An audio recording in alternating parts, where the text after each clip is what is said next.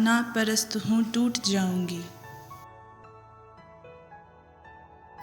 लेकिन तुम्हें कभी न कहूंगी कि याद आते हो।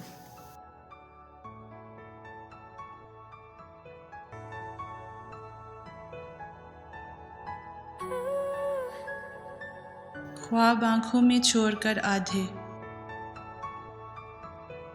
जाग जाती हैं लड़कियां अक्सर।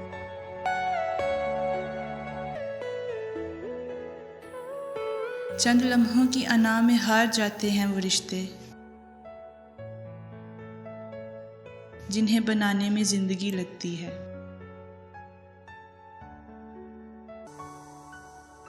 जिंदगी में आपका हकीकी मुकाम वही है